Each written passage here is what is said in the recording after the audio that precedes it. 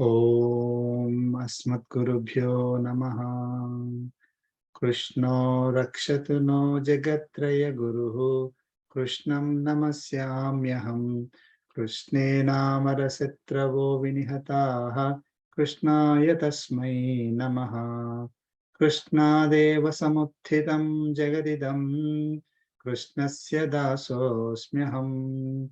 Krishne Tisthati Sarvametadakhilam. He Krishna Samrakshamam. Jai Srimanarayana. Today is October 17th, 2022. We completed up to chapter 2, Sloka 23. We'll start from Sloka 24. Share my screen.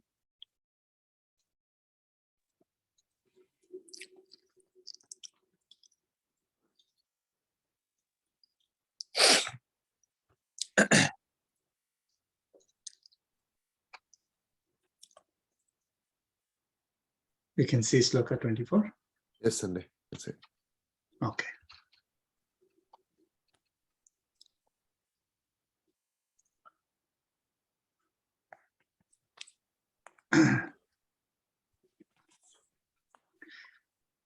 Let us chant Sloka 24. Achedyoyamadayoyam. Achedyoyamadahyayam. Akledyo sosya evacha. Akledyo shosya evacha. Nityas sarvagatasthānuhu. Nityas sarvagatasthānuhu. Achaloyam sanatanaha. Achaloyam sanatanaha. Let's chant together. Achedyoyamadahyayam. Akledyo shosya evacha. Nityas sarvagatasthānuhu. Achaloyam sanatanaha. So Lord Krishna is continuing to explain about this Atma. So he's saying, I am. So, Achedyaha, I am. So he's saying, I am is this, right? He is referring to this Atma because he's explaining about Atma. So, I am Achedyaha. This Atma is incapable of being cut. Chedyaha is cutting, so Achedyaha is incapable. I mean, you cannot cut it. That's a quality of Atma. So it is not like, so like if we want to cut it, right? That object that we want to cut should be, should have the quality of being cut. So it should, and it should be, allow it to be cut. And also whatever object that we are using, it should have the capability to cut it, right? So what happens typically is when we try to, let us say we want to cut a wood using a knife enters the wood and then splits it, cuts it, right? So basically anything, if we have to cut it, we have to use an instrument that can enter that particular object that we want to cut. And if the object that we are using is soft or not sharp enough for that object that we want to cut, it will not enter. So it will not be able to cut. So object should have the capability to cut, and the instrument that we want to use should have the capability to cut, and the object that we want to cut should allow it to be cut by that instrument. So that is when the cutting happens. But for Atma, it is incapable of being cut by anything. So because, why? Because it is so subtle that no other object is able to penetrate Atma. So it is not like, okay, probably we didn't invent something that can cut Atma. It is not like that. No instrument can enter Atma and cut it into pieces. So, and also Atma is not like composed of multiple elements. So it is one element. So you cannot enter into, like if it is based on multiple elements combined together, there must be something that, in future, if somebody invents, it will be able to separate out those elements. But so it is basically this Atma is single entity which is so subtle that no other instrument can enter. Okay, so that's why it is incapable of being cut. And Lord Krishna is saying, Adahya I am. Okay, Adahya I am. So this Atma is incapable of being burnt. And so basically, fire cannot enter it and then burn it.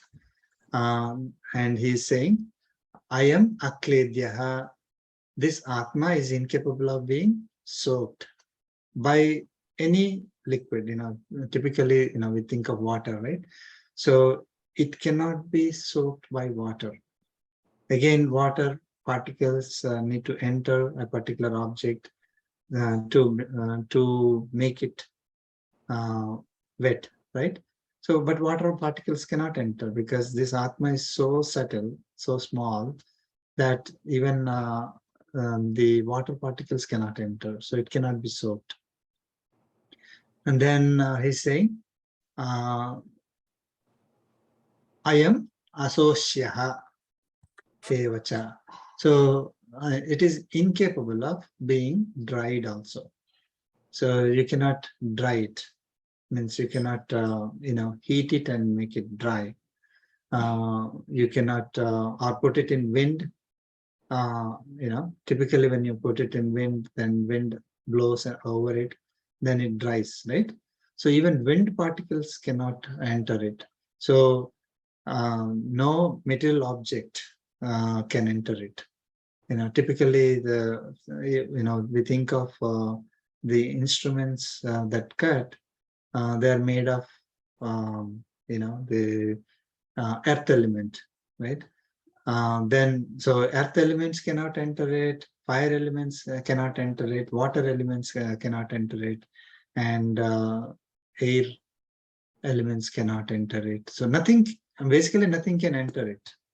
Okay, so it is so subtle, so it cannot be cut. And cut, burnt, or soaked, or dried. So then Lord Krishna is saying, I am Nityaha. Nityaha is eternal. So it is there in the past, eternal. So there is no time like when it started, right? So it is always there in the past. So it is eternal, and it will be there in future also. So past, present, and future, it will be there. And it is Sarvagataha. Sarvagataha is all pervading. So Atma is all pervading. And whichever body that it possesses, it pervades that body. Okay. So it has the quality of pervading the body. Then he said Sthanuhu. Sthanuhu is firm, fixed, right? That is the kind of meaning we get. So in this particular context, Atma is unchanging. Firm, fixed is nothing but it is unchanging. It has permanent nature. It is not evolving over time. Whatever, like if there is a and let us say iron ball made of iron that doesn't rust, let us say, if you place it somewhere, if it is not affected by any of the like water, air, and all that, it will stay there forever, right? I mean, like that only. Imagine, whatever state it was in the beginning. Okay.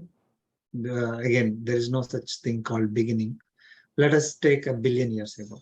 Okay, 1 billion years ago, whatever state it was in, however it was in, whatever qualities it had, it remained exactly like that even today. So we, I mean, it means it is not something different from us. So we, that is Atmas are eternal. They're always having the same nature, which is unchanging, okay, over a period of time. So, and then it is Achalaha. He said Achalaha, I am Achalaha. So it is immovable, unshakable. Okay. So again, the something that can be affected, like over a period of time, it is getting affected, let us say. Then we say, we say it is, it doesn't remain exactly same, right? So this is Atma is unshakable. You cannot, nothing affects it. It remains with the same qualities forever.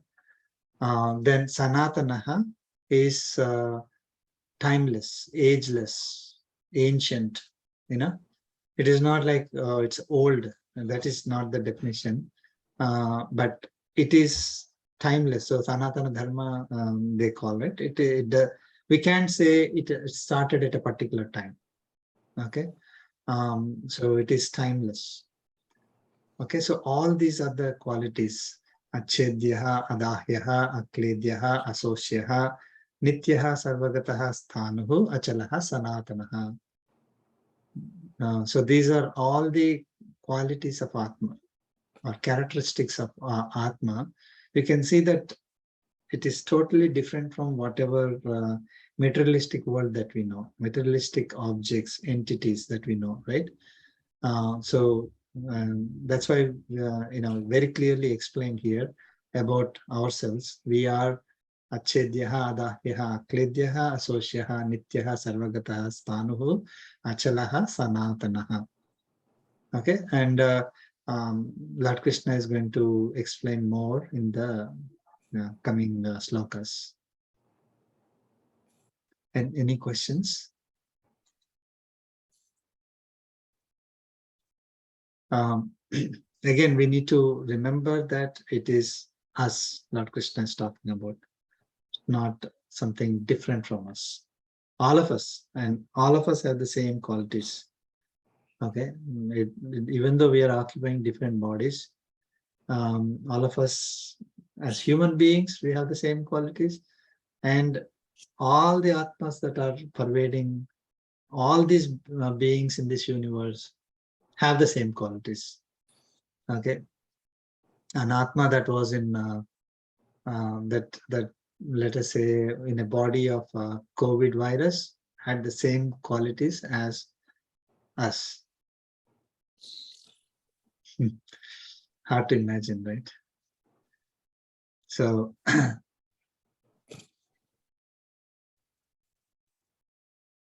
okay. If we don't have any questions, we'll move to the next sloka.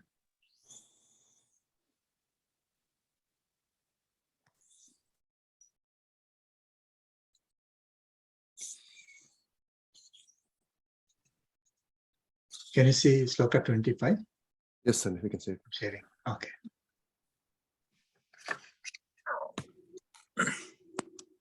Let's chant sloka 25.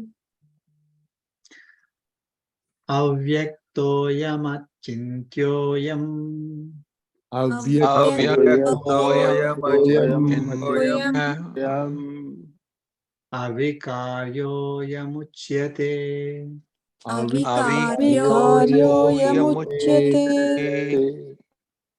tasmadevam viditvainam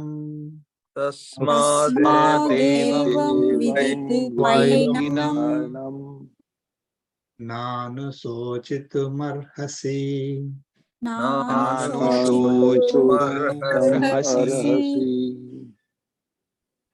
Chant together.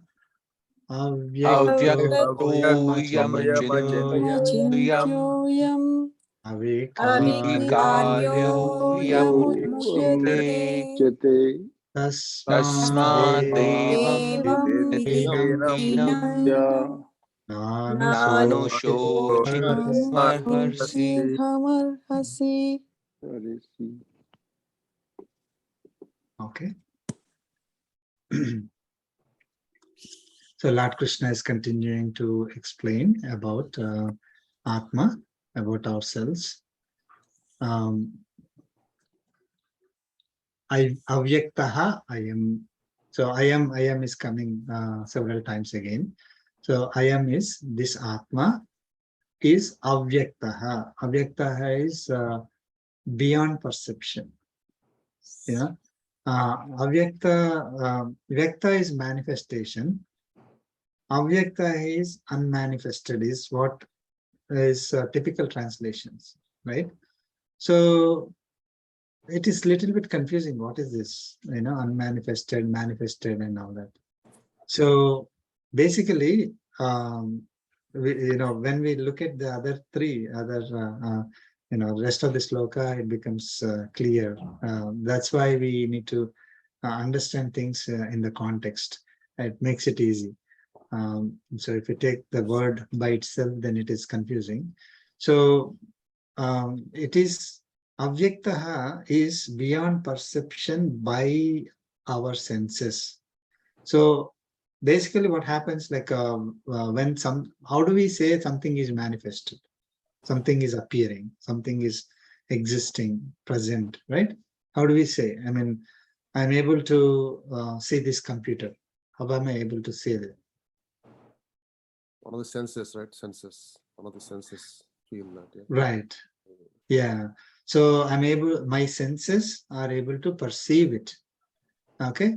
And just perception is not sufficient. There is knowledge that is telling me that this is a computer. If that knowledge doesn't exist, then I cannot understand what it is. I cannot perceive it. I don't even know that it exists, right? I mean, imagine let us say some object is there in dark, right? Then we are not able to perceive. And even if it is present, our sense may be able to give me some information that it may be there, but our knowledge is not able to translate that sense into whatever object is there, right? It's difficult to understand, but just limit ourselves to like the senses only, let us say. So our senses are sensing that object or perceiving that object. I mean, sensing that object, and our mind is perceiving. Let us keep it that way. So we are able to understand there is a object there. There is a manifestation or something there. So that is vyakta. Something is present or manifested. Now, I am avyaktaha this is beyond our perception. Our senses cannot perceive it. It is present, but we do not have the knowledge to perceive it. Our senses are incapable of perceiving it. Okay? It is not that Atma is not there. So that is the reason why we are not able to recognize there is something in us. Like if we eat something, we feel heavy in our tummy, then we feel that there's something existing, right? So there's a bone that is existing, or maybe our body, we are able to perceive that something exists because our senses are perceiving, and we have the knowledge that tells there is some object in this body. We are able to understand that. So this body is manifested, but the Atma which is inside us, we can't, we don't know that it exists because it is beyond our perception. So it is beyond our capability or knowledge, that we typically use to identify, to perceive the objects in this materialistic world.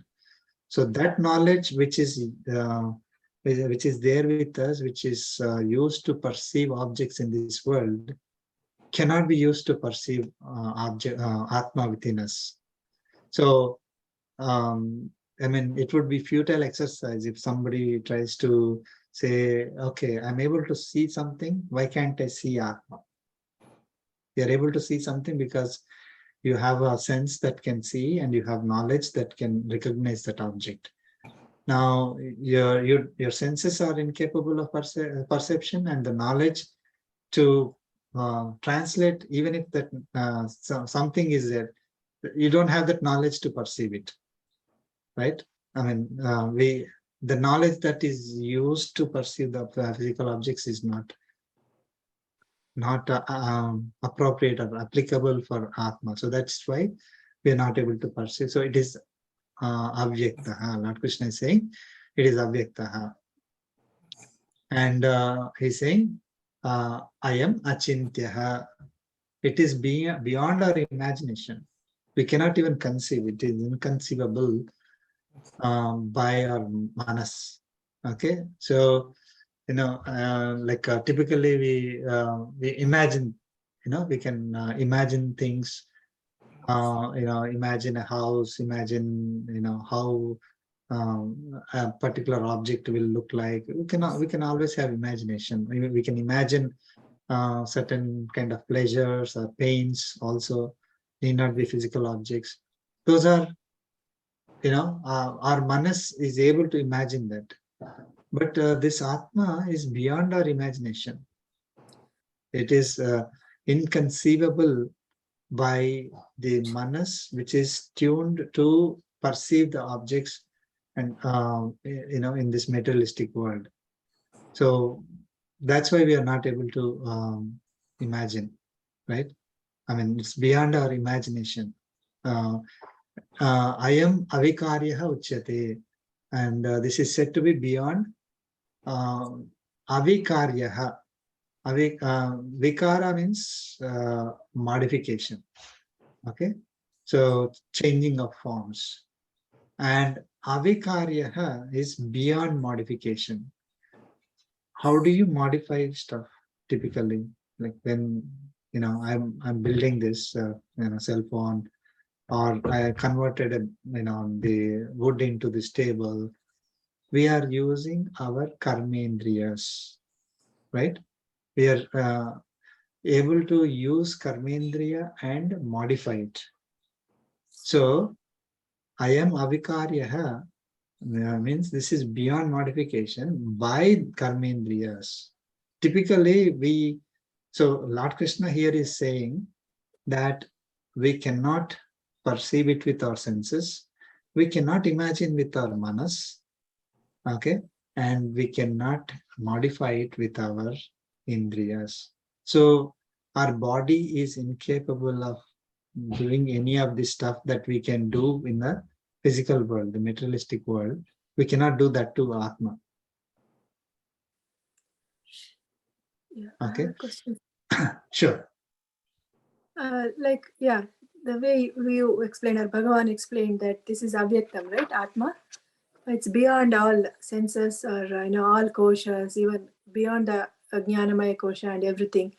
But when you reach that state, right, we say that it's only experience. You can't describe. So if a person become real yogi and he really reached that state and experience, so with what he's experiencing then, see, nothing is useful to experience Atma, but when you reach the state, we are saying it's experience again.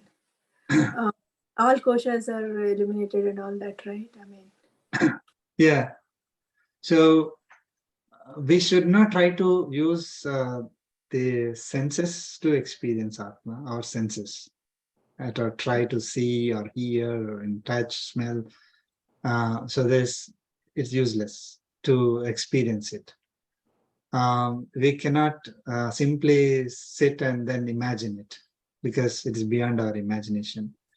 We cannot do anything to it. Atma is Atma is explained in our scriptures. So knowledge of the scriptures is what we need to imagine, to perceive Atma, to realize Atma. No, it is not the knowledge of the materialistic world. You cannot prove through a experiment, science experiment, and say, oh, Atma weighs this much, Atma can be seen this way. That is not going to work. We have our scriptures are the ones that explain what Atma is, and we use that knowledge, understanding that we are, it is very difficult for us. Like, that's what Lord Krishna says, out of 1 out of million will will be able to see it. So because it is so difficult for us, we have to follow the scriptures in realizing it, right? We have to practice what is there in the scriptures to realize it. Now, doing karma yoga, you can realize, right? How is that even possible? Like, I'm doing some work, right? How can I realize? We think that way, right? I mean, if I want to see you, I have to, use let us say there's a small object here, and I want to see. I will use a microscope to see it, right? So that is typical, understanding that we have. But in order to realize Atma, we need to follow the scriptures. That's it. Whatever is said in the scriptures, we just need to follow it, and we will be able to realize it. So again, it is not that we will be using these senses to do it, right? So it is we'll go to the later chapters, right? So we'll be able to realize Atma only when we have Paramatma's blessings. So nothing of our efforts will be useful there. So even though we have the knowledge, we have, we are doing stuff like Karma Yoga, Jnana Yoga, Bhakti Yoga, all these things, unless Paramatma's blessing is there, we cannot even realize.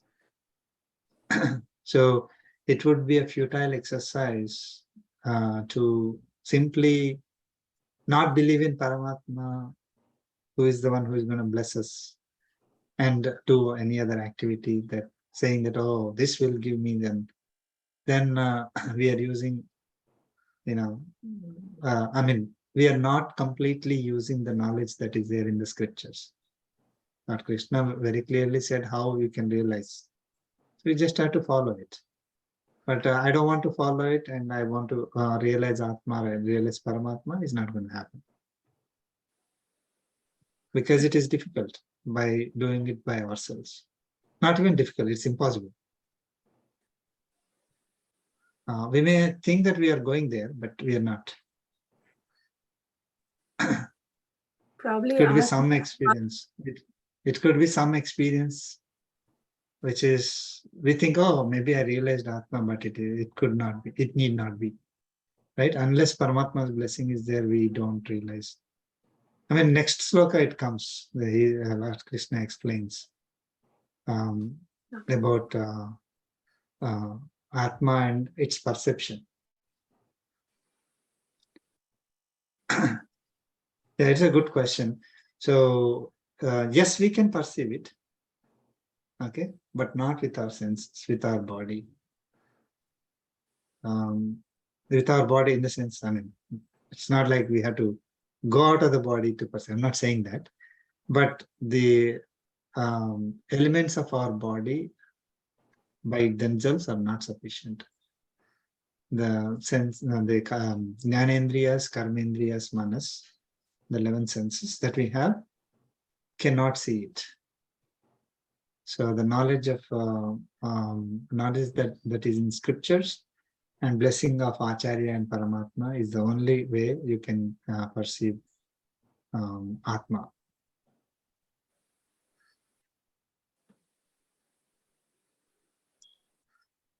Okay. Thank you. Any other questions? Okay, we'll move on to the next sloka.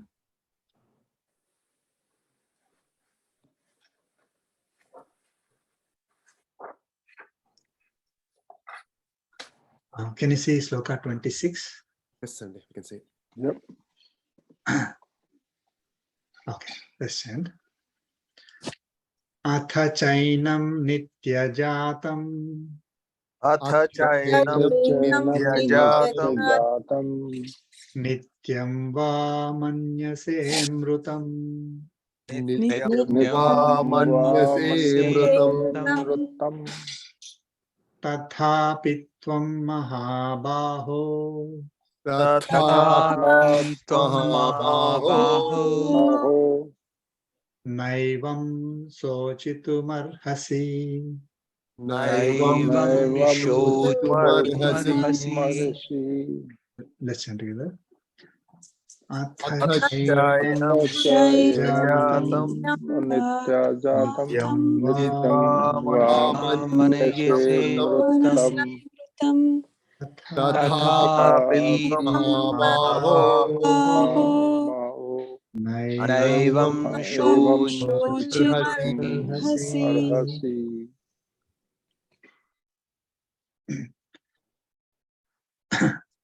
Okay. So, atha chainam nityajatam nityam va manyase mrutam. Okay. Atha chet va. So, okay. Here, Lord Krishna is. So he explained about Atma, right? So we are Atma, not body, and Atma is eternal, unchanging. All those qualities Lord Krishna mentioned, right? So here in this particular sloka 26, Lord Krishna is saying that Athachet. So even if, so basically he's now trying to address people who are considering their body as the self. So you don't have to cry if you consider Atma is the self, because Atma is permanent. Atma cannot die, always exists. It is always having the same qualities. It doesn't deteriorate. So many qualities is it. So if you think you are Atma, all these people are they have Atma, and they are Atma is the true them, not the body. Right? So, and we are Atma, not body. So if you think that, then we should not, there's no need to cry saying that, oh, I'm dying, somebody's dying, right? So there is no need to cry. But not everybody believes in Atma, right? So there may be some people who don't believe in Atma. They are materialistic people, typically. So if we, even if we consider that self is the body, not Atma, okay, and enam, so this nityajatam, nityamrutam, manyase. So even if you consider nityajatam, it is taking birth repeatedly, and nityamrutam, dying repeatedly. So even if you consider this body taking birth and dying, like that, don't believe in Atma and I am body. So then tatha api, even then, he Mahabaho, O Arjuna, tvam evam sochitum na arhasi. Natvam eva naivam sochitum arhasi is the last line, right? So so he's saying you do not deserve to lament. Okay, evam, in this way. Sochitam is to lament, to cry, to feel sorrow. So even if you consider your, the body is the self, and the body is the one that is taking birth and dying, taking birth and dying, even then you do not deserve to cry in this way, or lament in this way, or grieve in this way. So, and he will explain, Lord Krishna will explain why. Okay, so even those who consider I am Atma don't have to grieve that Atma is dying, because Atma never dies. Those who consider their body is the self, even even they don't have to grieve like you are grieving. So in this way, so why we will see in the next sloka. Okay, so sloka 27.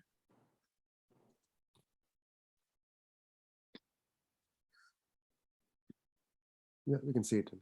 We can see 27. Okay. Jatasya hi dhruvo mrutyuhu Jatasya hi dhruvo mrityuh dhruvam janma mrutasya cha dhruvam janma Janmamrutasya mritasya cha cha tasmadapariharyerthe tasmadapariharyate natvam sochitumarhasi. natvam sochitumarhasi. Marhasi.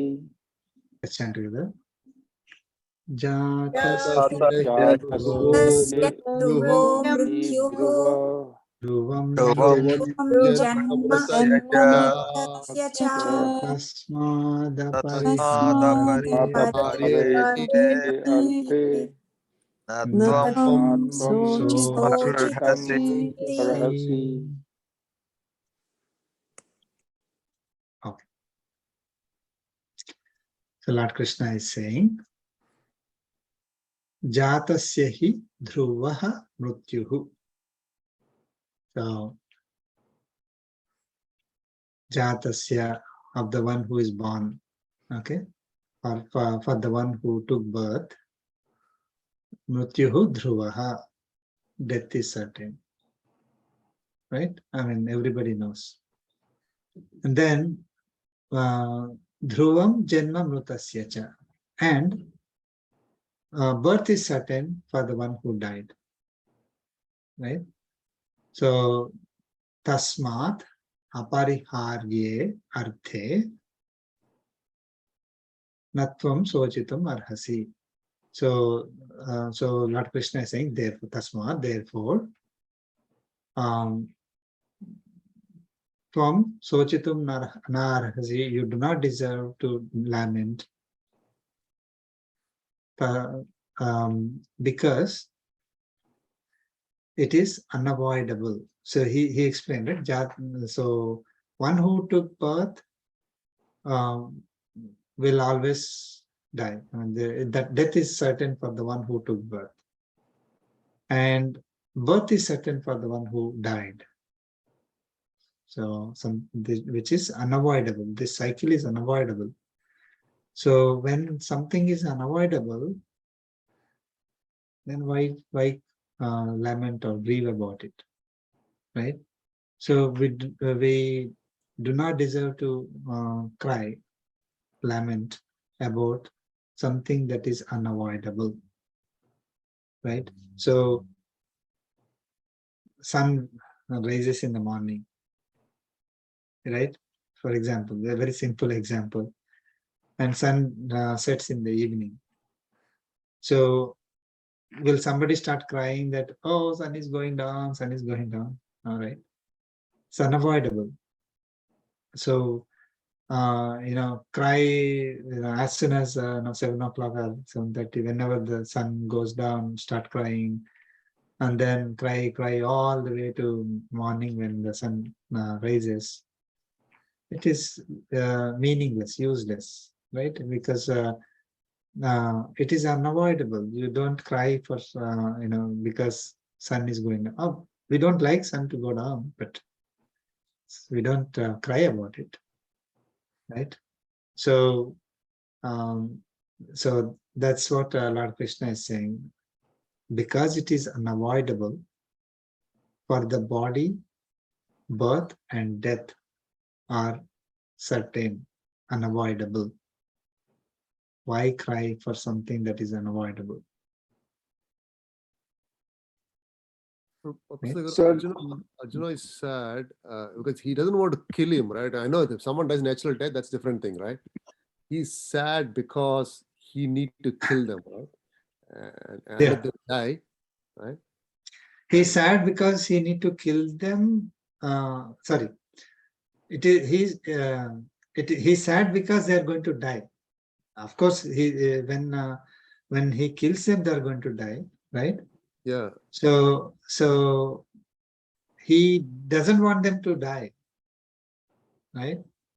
Because From him, right? He doesn't want to die from his arrow, right? That's what I think, right? He's lamenting on, right? That's the... Yeah, but how can I live without them? See, it's not that he's going to kill all the 11 Akshahinis by himself, right? But he's crying about all those people. It is not like he's the only one who is going to kill those people, right? So, but he's crying about all the people. So again, Arjuna is crying because they are going to die, right? because he'll be the cause of So their death, if he says that okay, I'm going to come out and let somebody else kill, that's a different story. He was not saying that. He didn't say, okay, I will sit here and you kill Krishna, or let somebody else kill. He doesn't want Bhishma to be killed by anybody. He doesn't want them to die. That's it. Of course, he said, how can I kill my grandfather, Dronacharya, my guru, and all that. But the point there is that he doesn't want to see them die. Okay, and it will be more hurtful because he is the one going to hurt them. But like if he's concerned only about he killing them, that is not acceptable to him. Then he could simply say, Lord Krishna, you kill them. I'll see, right? Or let other people kill. So he wasn't. He wanted to come out, and I think that's one of the reasons why he was confused also. So he couldn't go and run away from the war field, and he couldn't fight. He didn't know what to do. He doesn't want to see them die. That's the bottom line. Okay, and he was concerned about their death. Okay. So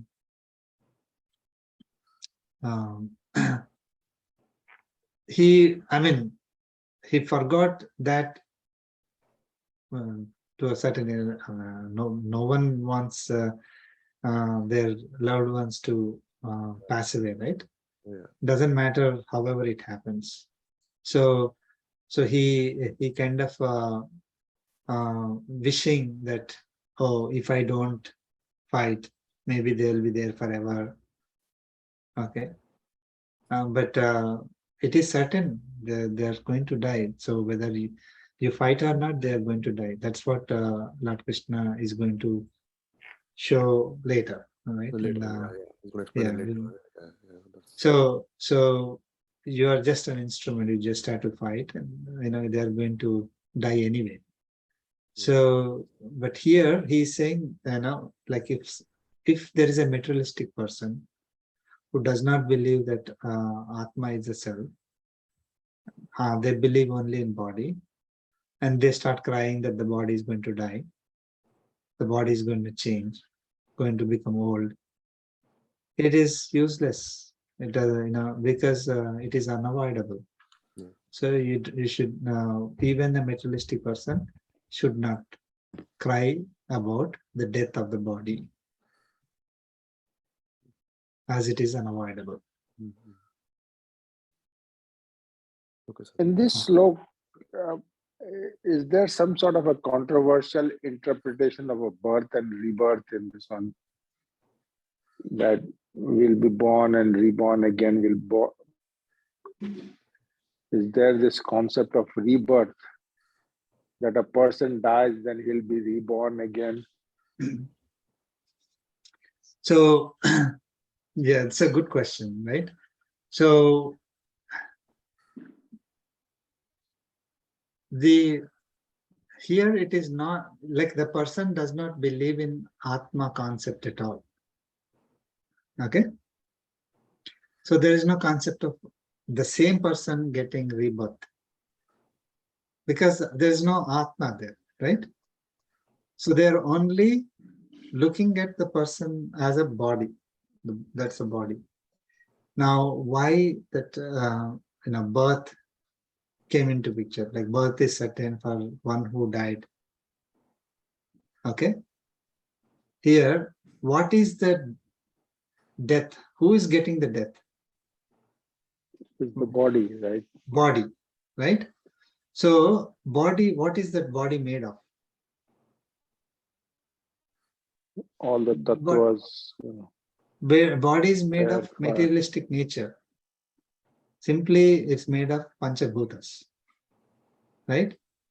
So our body is simply these 5 elements, right? Earth, water, fire, air, and space. So they're combined into different bodies, right?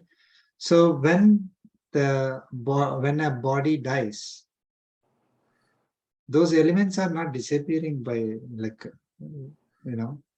they are from that body. All these elements, these panchabhutas, again go back into their original states, right? So it is not like the material is getting destroyed when a body dies. No material can be created or destroyed. Law of conservation of material. No, right? It's more a symbolic thing we're talking about Right. over here. So, right? the body, when it dies, it disintegrates into the panchabhutas again. From that, it will spread into like whatever, water. Let us say it goes into water, it goes into air, it goes into earth. Another body will come up using that material. So it is not like a material that is used for a particular body will never convert into another body, right? It's not like one-time use. This is all recycling. It's a very good question. So we should cover. So it is not that rebirth concept here. A rebirth concept will come only if you are considering there is an element that goes from one birth to another birth, which is Atma. Okay. The entity goes from one birth to another birth is, in birth in a body to another body to another body. That is concept of Atma and rebirth of Atma in various bodies. So this person doesn't believe, he's a materialistic person. So he doesn't believe in the Atma concept at all. So he's looking at the body. Now, when the body dies, that body is reused and another body is created using that material. It will not be exactly like the same male white person, 6 feet height, right? So it will be some other body. It could be a fish, it could be a tree, it could be, right? A bird. Anything can be made out of the material that got disintegrated when a person dies or when any body dies. No, understood. I think that makes sense. So, Right. Prasad, So it is It's that not like process is Shyam also Tatu, unavoidable. another one, so it's, it's got a different interpretations. Right. So that process is unavoidable. The process of material changing from one state to another is unavoidable. so So go ahead, sir. Sorry. go ahead. Go ahead. So actually, I don't know why in the last week or 2 weeks, like my son and somebody at work who's very actually spiritual, they do some different kind of meditation. They both, this topic somehow came up of reincarnation. I didn't even use the word. I am just only talking about, mentioning a little bit like at family, I mentioned what I listened. Also, we are reading Atma Bodha, right? So I don't believe that the reincarnation, the way everybody else or I had understood before, is like literally saying, I will take birth in another body right after I die, right? It's like I am sure that I'll come back as a human being and I'll be there, right? Or I was a human being just like few years ago and now I'm back in this body. So the way I'm now understanding, or maybe it's my interpretation, is that maybe we'll come back in human body, but we could be in any other physical form body, right? Or Atma can be in anything else. And that Atma does come back with the karmic, and I'm going to say some wrong word, but what is the positive or the negative kosha, right? But necessarily doesn't mean that the Atma is going to remember what I was in my previous body form, right? So I think the reincarnation thing, I don't like now, I don't believe that we are talking about the same thing. As usually people Yeah, think. let me explain a little bit. I think you are on the good direction, right? So an Atma can take any body. Okay, there are 4 types of bodies that God creates: Deva, Manusha, Tiryak, Sthavaras. That will again come later, when we go to those slokas. Okay, so simply it could be any body. Okay, without going into those details. So as you rightly said, an Atma can be in a bird body, animal body, human body, tree body, a rock body, an insect body. It could be any body. Okay. Every physical entity that you see contains Atma. There is no physical entity that you see that does not contain Atma. Okay, this is very unimaginable. We can, typically we say rebirth and Atma, and we typically think of human being. And then we can probably, with some kind of a knowledge, understanding, we'll say, okay, maybe a bird or a tree or some living entities have Atma. We go to that level. And then we say, oh, it's not living, so it cannot have Atma. Living or not living, moving or not moving is not the criteria. Okay? So an Atma can pervade in any physical entity, not by itself. It is placed there. We do not have a choice to occupy whatever body that we want. Even that this body that we got is not because of our choice. We are placed in this body. Okay. So, okay. Now, second thing is, how did one body come and not the other body? Okay. So that it is because of the karmic bondage that is assigned for that particular life. So I have to experience certain karmic records. Out of my billions and trillions of lives that I had earlier, I was acquiring karmic records, right? A karmic record is not just papa and punya. It's just, I mean, the papa and punya that we typically think of, right? You know, so do a good activity, then acquire good karma. That is correct. Bad activity, I get papa. It's also correct. Is it only limited to that? No. Every activity that we do creates a karmic record. We'll go more into details. So through these millions and millions of lives, I'm doing zillions of activities. Every activity either creates a karmic record or eliminates karmic record. So from that entire bank, my account of karmic records, a small portion of karmic records are assigned to this particular life. That I need to experience. In order to experience that particular karmic record, I need to acquire a body that is suitable for that. So that is why I got this human body. Suppose some Atma, for that, Paramatma chooses a particular set of karmic records to be experienced in our life, gives a deer or some rabbit or whatever birds or animals, right? Could be that. So based on the karmic records that Atma has to experience in that next life, whatever body is suitable for those karmic records, it will get it. That Atma will get that body. So we would have gone through several bodies, okay, throughout our journey that we are going through.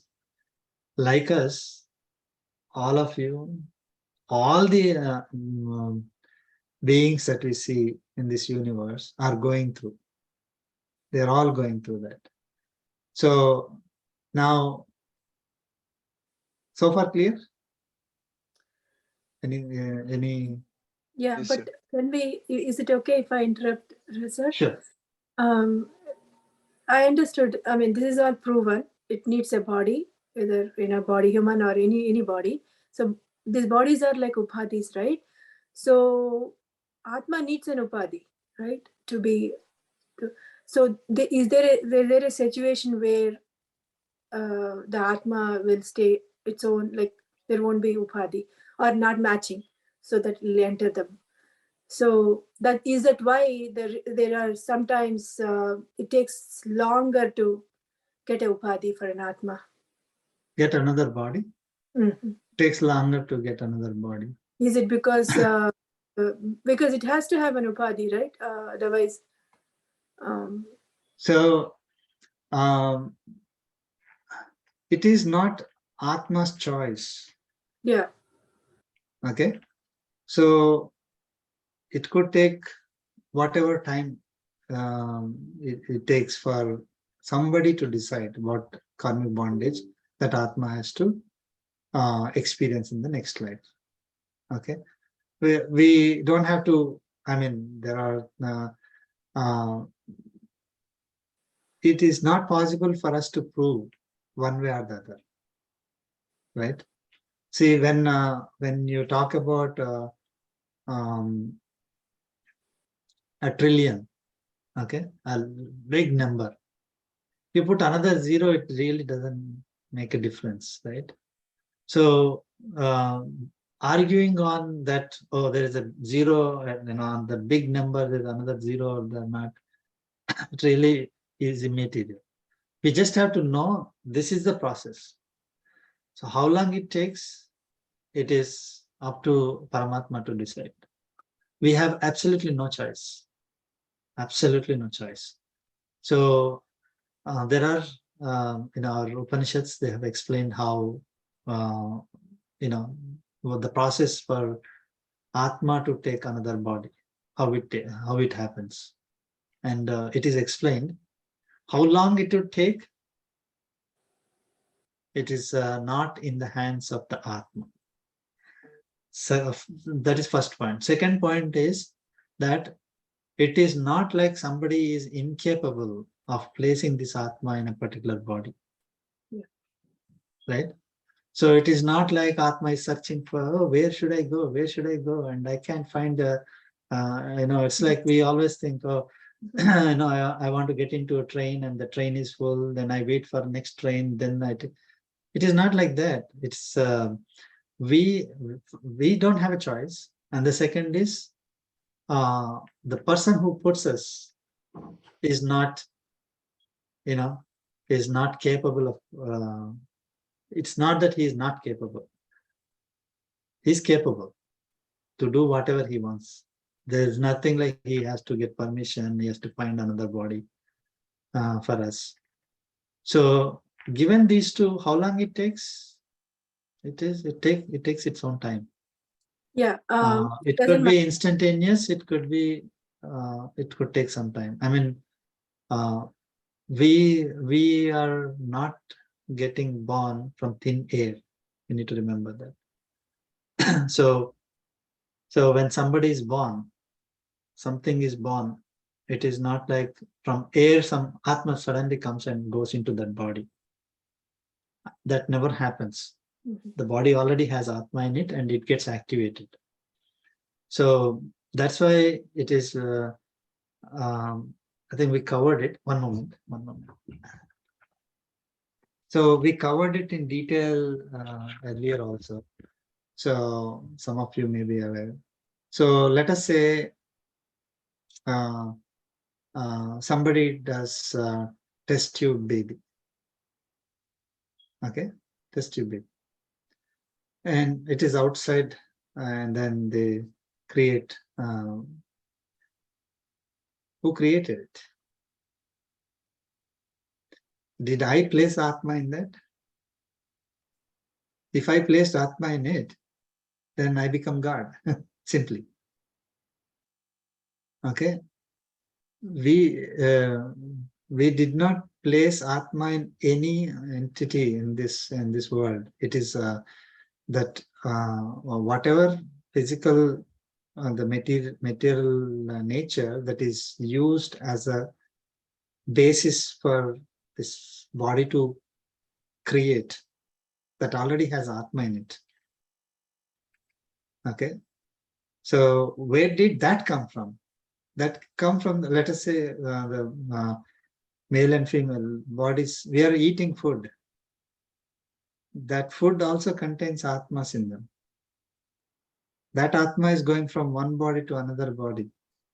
That body, that Atma finally takes birth in a baby. Okay, so it is yeah, I think you're sharing that link. That's good. So it is not like Atma is coming from somewhere and then I'm introducing the Atma, or when baby is born just out of the out of mother, that time suddenly Atma comes there, or after 3 months the baby suddenly has Atma in it. Atma is there from day one of the one cell.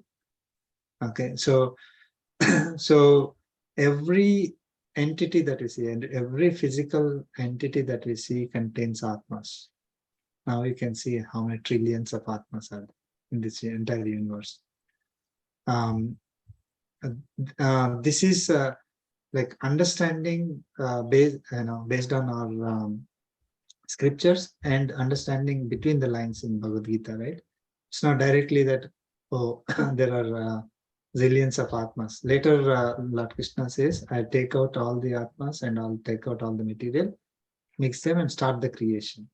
So Atma is there in the entire, Atmas are there in the entire universe, occupying several bodies. Now we need to also remember that there are multiple Atmas in us also. So it is hard to imagine. So we are the one who is making this body function. The primary is us. There are several Atmas in every body which we are carrying. Okay, they are secondary, dormant. Okay, they are ready to take birth in different bodies. Okay, So somebody creating another body using, like in the laboratory, they can create a body using body part. It starts growing. How does it happen? It has atmas that are functioning, that are activated, so they're able to, that body is able to start functioning. A body part that continues to function when it is taken out of one body and placed in another body. A material by itself doesn't function. So there must be atmas in that, which are activated, which are active when it is taken out of that body, and activated when it is put in another body. So that way we can, we can understand that this entire universe is full of atmas pervading all these physical entities, physical bodies that we see. Not like one tree has one atma, one bird has one atma, one human being has one atma. Not like that. Every body has several millions, zillions of atmas. This may be a new concept for a lot of you. It was a new concept for me, some time back.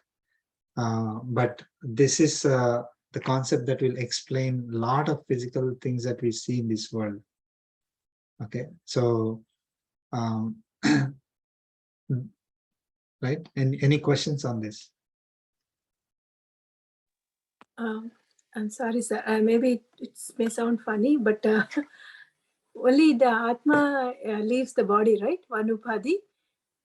It will start again a fresh Upadhi, right? Not like, suppose if I die, my Atma won't, I know it's not entity. See, when I ask these questions, right, it looks like something, go and put it there. Suppose if I die, my Atma won't merge with my son. No, Okay. never happens. Yeah. Even so it is, first of all, we don't have a choice. Yeah, true. The second thing is, we cannot say my Atma, I. So I will go from one body to another body. That body could be an interim body, where I could be dormant for some time, or I could be an active body, and where I can start experiencing the karmas that I have. So if I am like a secondary in another body, I don't experience the karmas. Okay, I'm still not active in that body. So my karmic bondage is, whatever is there, it's still there. Maybe it's not time for me to start experiencing another body. So I'm continuing. So we do not know where we will be, in which physical entity we will be after we leave. So it is for sure that we will be in this universe only, in this creation only. We don't go to, unless we get liberated, unless we get moksha, we will be in this entire universe, which is Deva, Manusha, Tiryak, Sthavaras. It could be, which we could take birth as a Devata, or we could take birth as another human being, or we could take birth as Tiryaks, that is animals, birds, and insects and everything, and or we could take birth as a Sthavara, that is a rock, mountain, another planet, so all these are Sthavaras, or trees. So anything that is not, this Deva, Manusha, Tiryak is Sthavara, which are not moving by themselves, right? So that is, that could be any of those, could be anywhere in this universe, not on earth. So anywhere under the control of this Brahma. There are several Brahmas at the same time. So we are controlled by this Brahma. So we could take another body under this particular creation of this particular Brahma. So and if we are fortunate enough, we will take we'll be liberated. If not, we need to aspire for higher life. And even if we go into another body as a secondary Atma, we do not know that we are in that. We are just there, dormant. We will not remember. Oh, there was one more thing that I do not remember anything, that because I think you were mentioning about remembering something, right? So when the Atma goes from one body to another body, it does not remember any of its previous births. So again, Lord Krishna mentioned this in 4th chapter. So anything that we have experienced, any relationships we had, any memory we had from our previous birth or all previous births, none of it carries. We don't remember, oh, I was this. I mean, there are some stories like somebody remembers like that. Could be, they have special abilities that were given because of their karmic records. But, typically we don't remember, So anything that happened in our previous births and between the births, whatever has happened, any experiences that we had in any of the lokas, none of it we remember. So it doesn't mean that we are not going from one body to another body. It's just we don't remember, that's all. And when we leave this body, immediately we'll forget everything. So no concept of relationships. Yeah.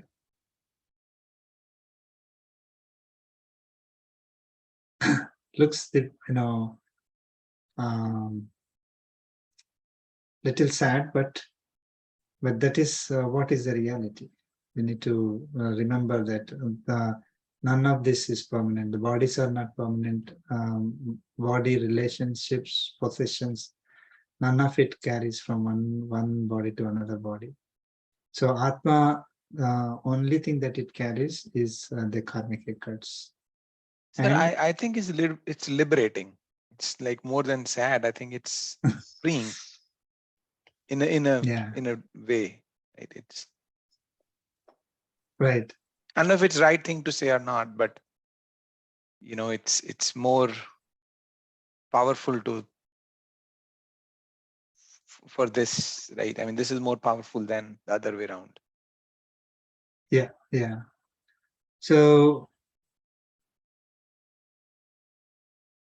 yeah, I mean, so one who understands the concept of Atma and I am Atma will think about what is better for myself, which is Atma, which is permanent and not the body or this materialistic world that body is interacting with. But unfortunately, since day one, we are always running after the materialistic pleasures, materialistic possessions, relationships, and creating all kinds of attachments. So which is impacting us. And those are the ones that create karmic records. So that's why I was saying that you could live, we could live a proper life where we follow all the laws properly and live a right life which is good and right, not harming other people and helping other people and all that, but still acquire karmic bondage. If we do not know that we are Atma and not body. So if not knowing that simple thing, Atma, we are Atma, anything that we do is going to acquire us karmic bondage, because we always think I'm doing it for myself. So it's 9:26. And any questions that we have? We finished 27. Yeah. Before we conclude. So there is one more point that this is raised by people who try to understand that, okay, human births are typically, one who does a lot of good things in their previous lives. Then they will take birth as human, right? So when the population in this earth is increasing, so a lot of atmas are taking human birth, right? So where are these atmas coming from? Right? The population is increasing. Where are these atmas coming from? Are they getting generated? So some questions like that will come. Like there are two questions here. One is when people have a understanding that only human beings have atma, then when the population is increasing, then atmas must be getting created. It's recycled.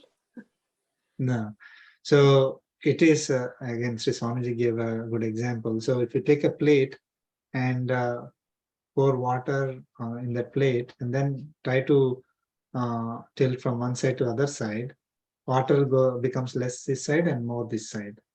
So basically the atmas are constant. The water in that plate is constant, but one side it became less and other side it became more. So these atmas which are there in this entire universe, trillions of atmas, we can't even count. So they are taking birth as human beings, or maybe some population of some type of insects is increasing, then they're taking birth as that.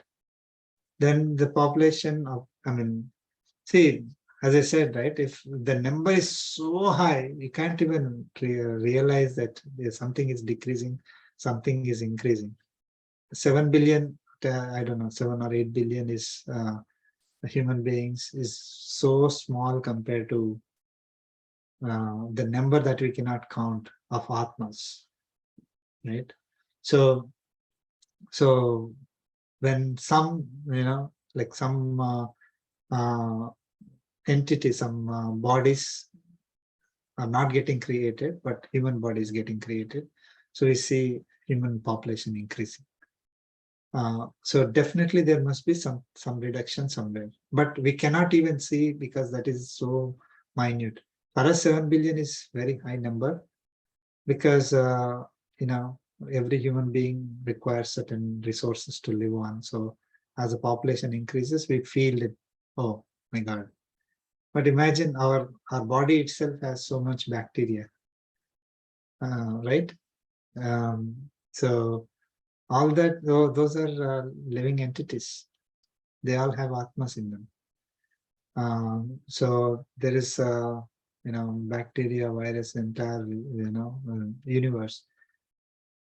We can't even see them, but there are living entities which have atmas in them. So that's one example. So maybe a few bacteria somewhere became less and then came into human body. Now, then the second question is, we say that human body is acquired only when we do a lot of good activities in the past.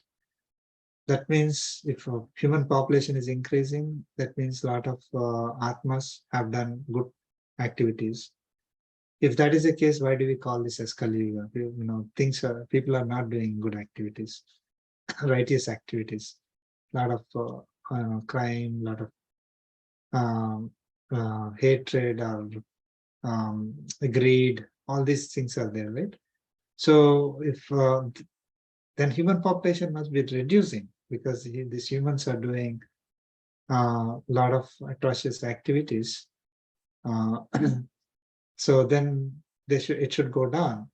Why is it increasing?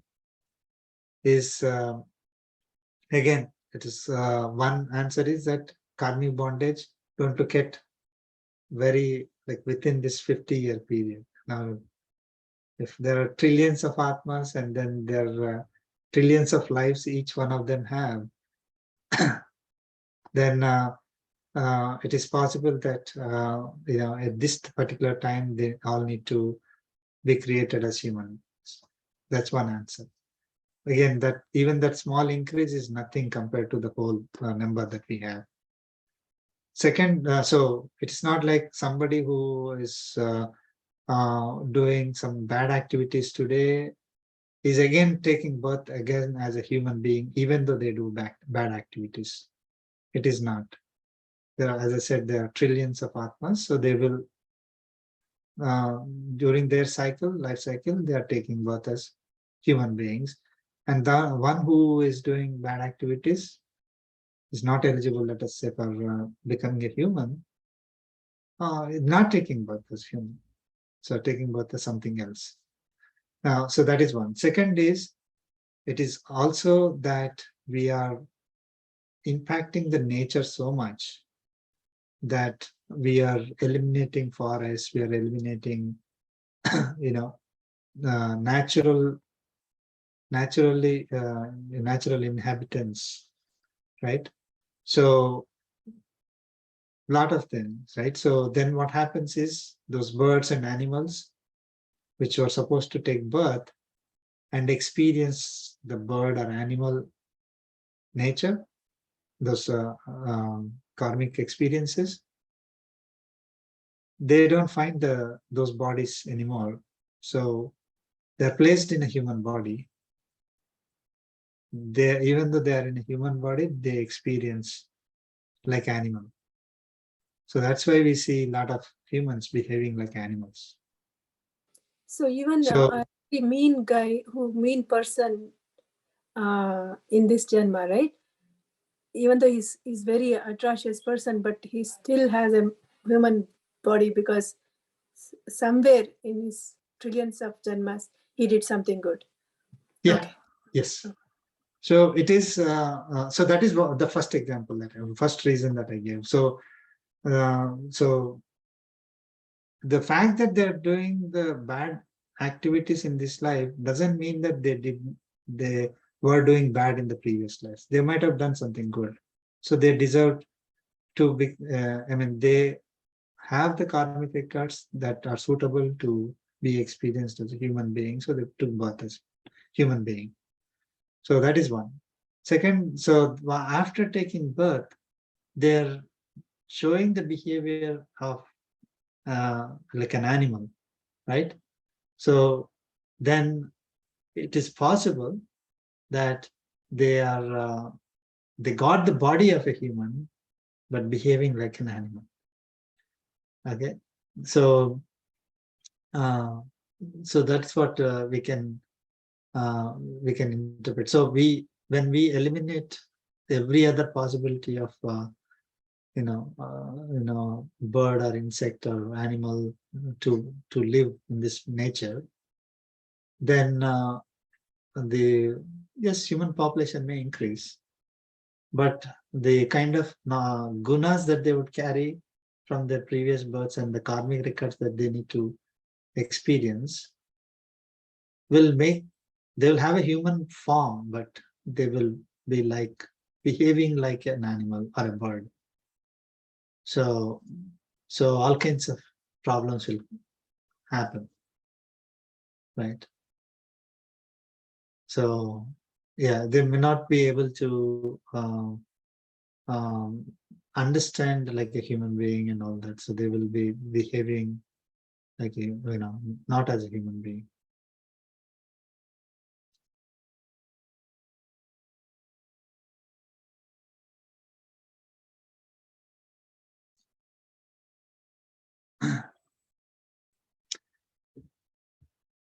Okay. 9:35. Any other questions before we conclude?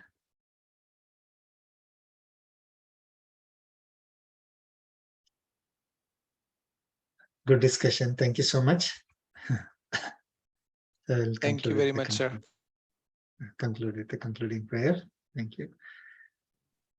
कायेन वाचा मनसेन्द्रियैर्वा बुद्ध्यात्मना वा प्रकृते स्वभावात् करोमि यत् सकलं परस्मै नारायणायेति समर्पयामि श्रीमन्नारायणायेति समर्पयामि सर्वं श्रीकृष्णार्पणमस्तु ओम अस्मद्गुरुभ्यो नमः जय श्रीमन्नारायण Jai Shri Mannarayan. जय Sriman Narayana everyone. Jai Shri Thank you so Mannarayan. much. Thank you, you. sir. Thank you.